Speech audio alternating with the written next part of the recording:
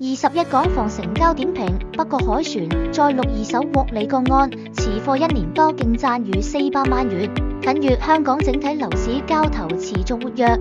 其中豪宅市場成交更顯著增加。早前一手新盤市場接連錄得多宗逾億元的大額成交後，新近豪宅市場亦錄得罕有短期轉售獲利個案。北角臨海豪宅凱旋繼半年前錄得首宗二手轉售獲利後，近日再錄轉售獲利個案，業主持貨短短1年多，單位已顯著升值9%，升幅較半年前的首宗二手為高。位處香港北角渣華道，鄰近北角碼頭的臨海豪宅凱旋，鄰近地鐵站兼基座設有大型商場北角匯，屬正宗大旺的臨海豪宅。項目共分3期發展，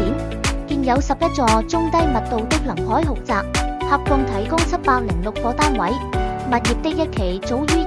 2018年已展開推售，但隨着樓價回落，物業過去的二手成交大多屬於試讓成交。但隨着項目於2024年減價重推第2、第3期後，扣除發展商部分細單位保留作長線收租，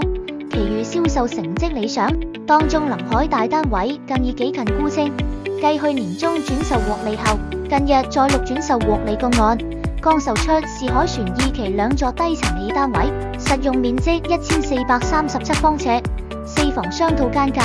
響維港全海景。買賣雙方商討1週後，最終連車位以5400萬元沽出，較原業主於2024年10月以4968萬元購入單位，持貨1年多賬面獲利432萬元，實用車價達37578元。新買家原先出價洽購發展商的一手餘貨的向餘客，